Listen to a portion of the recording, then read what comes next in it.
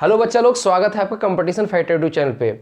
इसके पहले electrostatic unit के अंतर्गत वैद्युत क्षेत्र और आवेश, इलेक्ट्रिक फील्ड और चार्ज के जितने भी डेरिवेशन थे और थ्योरी थी वो मैंने लगभग समाप्त कर दिए हैं।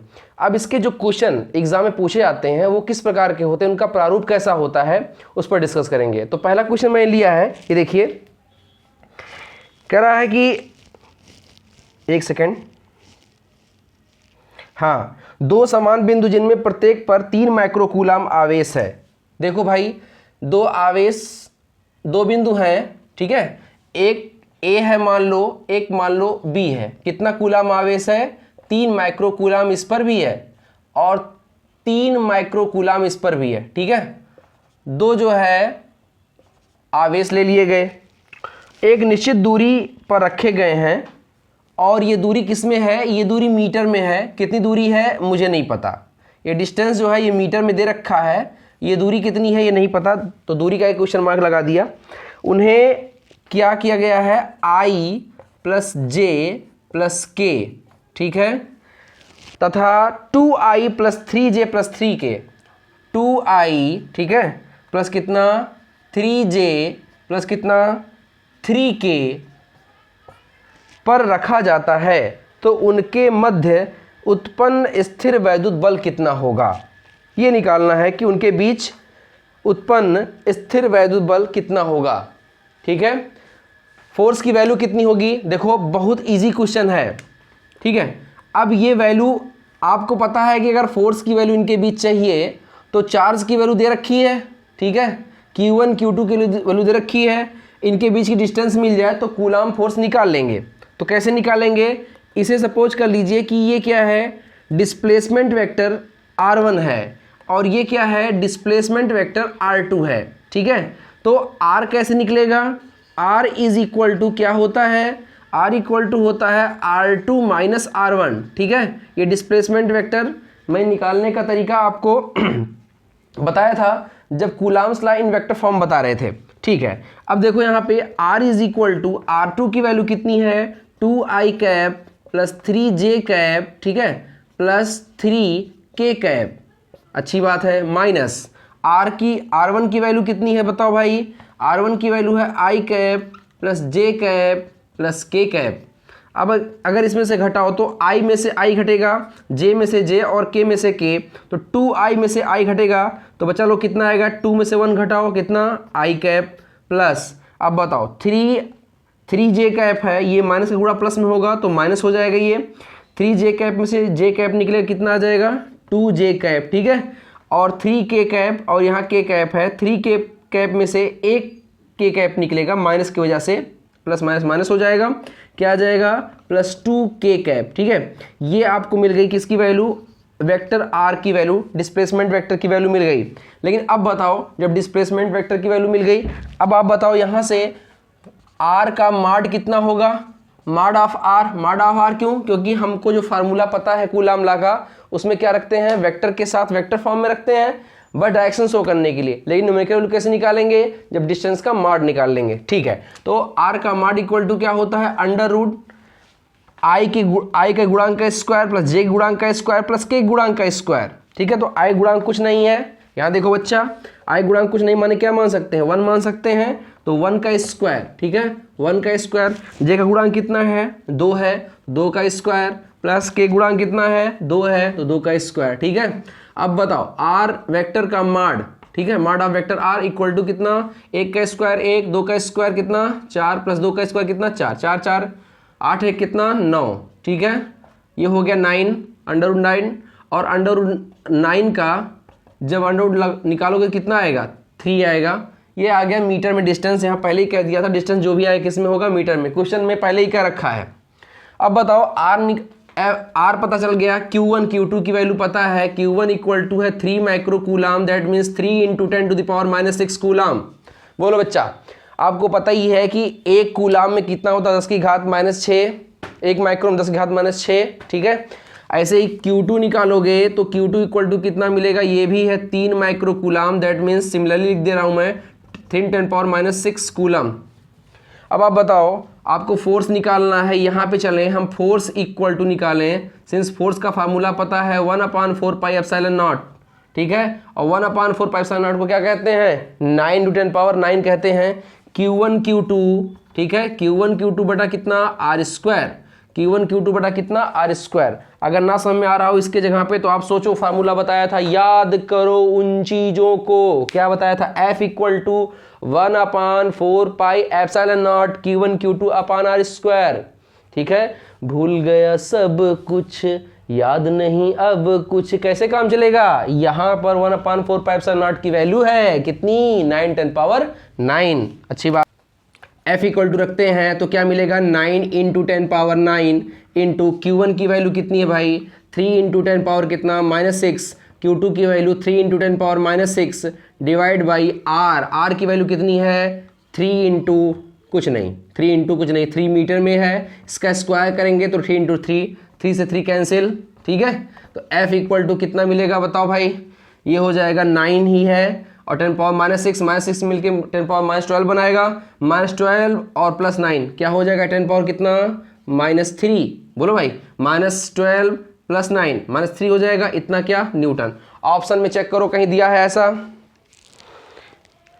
बिल्कुल दिया है ऑप्शन, आप चेक करो ऑप्शन में दिया है, हाँ दिया है। कौन सा ऑप्शन होगा ये, बिल्कुल सही, ऑप्शन बी होगा यहाँ पे, ऑप्शन बी आप चेक कर लीजिए, ऑप्शन बी यही आंसर दे रहा होगा, ठीक है।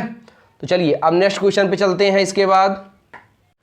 तो देखो बच्चा लोग, अब सेकंड क्वेश्चन जो ये लिया गया है बहुत इंपॉर्टेंट है, ये IIT JEE 2009 पूछा गया है।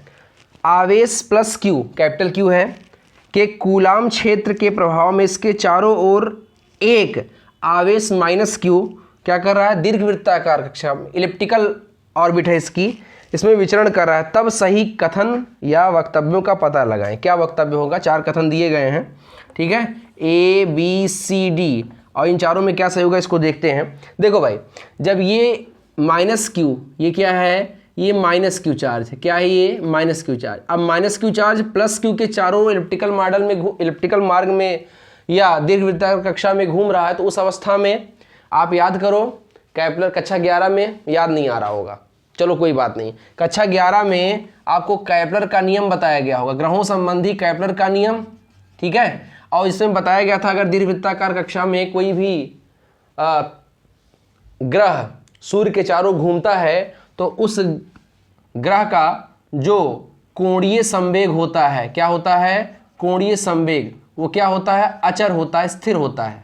क्या होता है, अचर होता है, स्थिर होता है। इसको आपने सिद्ध भी किया था, याद आ रहा हो तो सिद्ध क्या किया था, प्राप्त किया था आपने, dt ऑफ, ठीक है, कोणीय संवेग दिखाना है, dt ऑफ J, ये क्या था, कांस्टेंट था, ठीक है, सिद्ध हुआ था। तो यहाँ पे भी आप देखिए, चूंकि ये इलिप्टिकल ऑर्बिट है, माने दीर्घवृत्ताकार कक्षा है, तो उस अवस्था में -Q का प्लस Q के सापेक्ष, -Q का प्लस Q के सापेक्ष जो कोणीय संवेग है, ठीक है, समय के साथ परिवर्तन किसमें, जे माने कोणीय संवेग में कितना है, कांस्टेंट है, माने अचर है।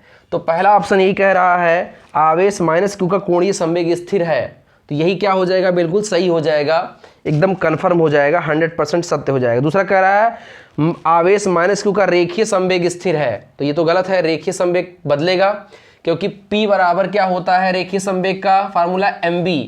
अभी देखो v बदलेगा, कैसे v बदलेगा, जब आप यहाँ से ऐसे जा रहे हो, यहाँ पे आप मान लीजिए दूरी 1 मीटर है, तो क्या यहाँ से यहाँ तक की भी दूरी 1 मीटर है, नहीं, ये 2.5 मीटर हो सकती है, 3 मीटर हो सकती है, या दूरी बढ़ सकती है, कुछ भी हो सकती है, लेकिन बढ़ जाएगी इससे। फिर यहाँ आओगे दूरी और कम हो जाएगी, यहाँ आओगे दूरी और कम हो जाएगी, यहाँ और दूरी बढ़ जाएगी, यहाँ और दूरी बढ़ जाएगी। तो दूरी क्या हो रही है, परिवर्तित हो रही है। और जब दूरी परिवर्तित होगी तो बेटा फार्मूला क्या है, F = 1/4πε0, ठीक है, -Q का Q रख लो और कैपिटल Q का Q रख लो बटे r²। जब दूरी परिवर्तित होगी बेटा, तो चूंकि यह इसके व्युत्क्रमानुपाती है वर्ग के, तो F भी क्या होगा, परिवर्तित होगा। और जब F परिवर्तित हो जाएगा बेटा, ठीक है, तो जब बल बदल जाएगा, तो बल बदलने के कारण क्या हो जाएगा, इसका वेग बदल जाएगा। क्या बदल जाएगा, वेग बदल जाएगा, ठीक है, बल बदलने के कारण वेग बदल जाएगा, और जैसे ही वेग बदलेगा क्या बदल जाएगा, संवेग बदल जाएगा, ठीक है।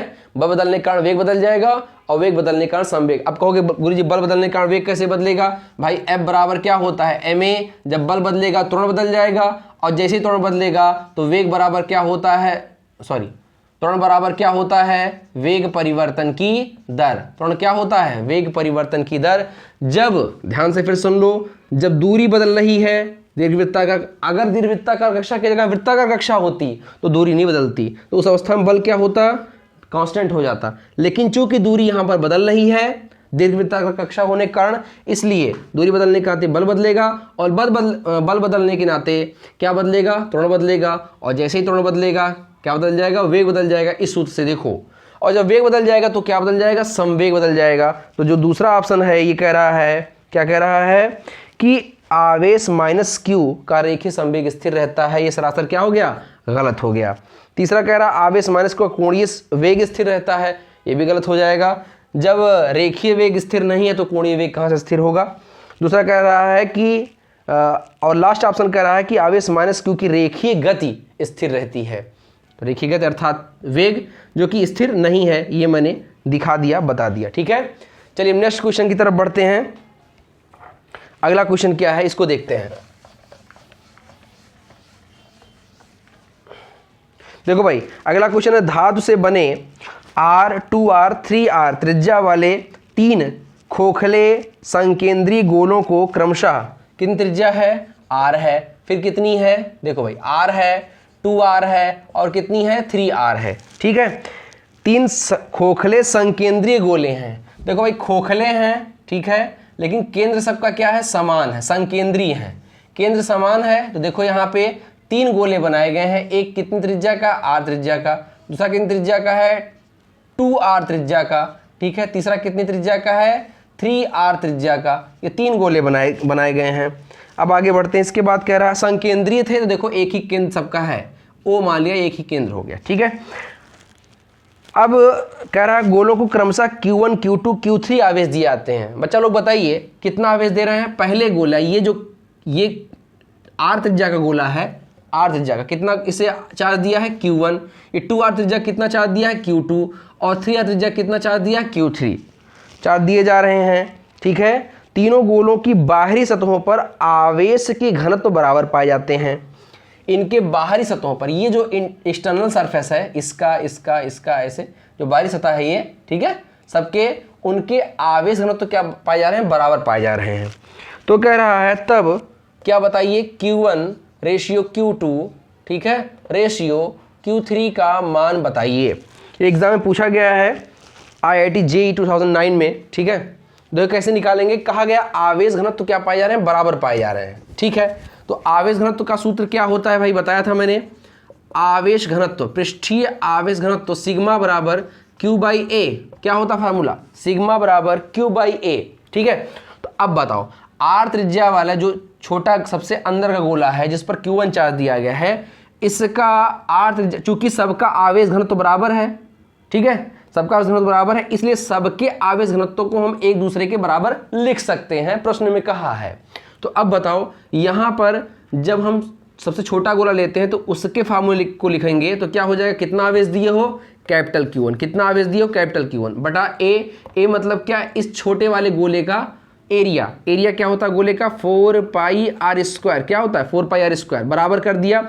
जो दूसरा गोला है 2R त्रिज्या का, उसके पृष्ठीय आवेश घनत्व के क्यों बराबर कर रहे हैं? क्योंकि प्रश्न में कहा है, क्वेश्चन में बोला है कि सबके पृष्ठीय आवेश घनत्व क्या है? बराबर है। अच्छी बात है। यहाँ क्या हो जाएगा? फिर यही फार्मूला Q2/A। ठीक है, तो Q2 अपान क्या? A की वैल्यू कितनी है? 4πr²। तो लिखेंगे 4π और R की वैल्यू कितनी है यहाँ पर? 2R। तो 2R का होल स्क्वायर बराबर।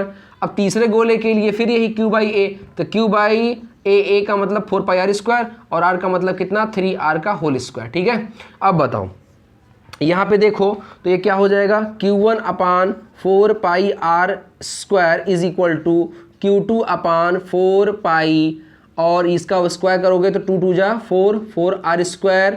ठीक है, इज इक्वल टू Q3/4π।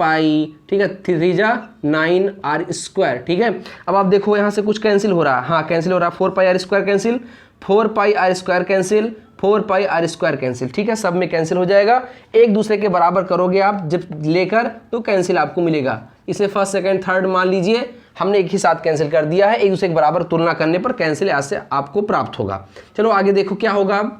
अब यहाँ से 1 और 2 को मान लो ले लिया गया, तो Q1 1 और 2 को ले रहे हैं, Q1 अपान नीचे कुछ मिला नहीं, तो Q1 upon 1 is equal to यहाँ क्या मिलेगा, Q2 अपान कितना बताओ भाई, Q2 अपान 4, Q2 अपान कितना 4, ठीक है।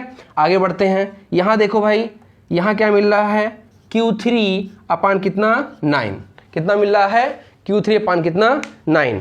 चलो भाई आगे बढ़ते हैं। अब इसके बाद देखो इनका जब रेशियो निकालेंगे तो Q1, ठीक है, रेशियो Q2 रेशियो Q3 बराबर अगर 1 मान लें तो रेशियो निकालो कितना है, Q1 की वैल्यू कितनी है 1, Q2 की वैल्यू कितनी है 4 और Q3 की वैल्यू कितनी है 9, ठीक है। तो Q1 ratio Q2 ratio Q3 equal to कितना मिला 1 रेशियो 4 रेशियो 9। तो ये क्वेश्चन बहुत ही इंपॉर्टेंट क्वेश्चन था, 2009 में IIT JEE में पूछा गया है। ऐसे क्वेश्चन के साथ आपको फिर इसके साथ मुलाकात होगी। अगर ये वीडियो पसंद आया हो तो अधिक से अधिक शेयर करिए अपने दोस्तों के साथ और इस निःशुल्क शिक्षा का अधिक से अधिक लाभ उठाइए, ठीक है। अगले वीडियो में मिलते हैं, तब तक के लिए नमस्कार।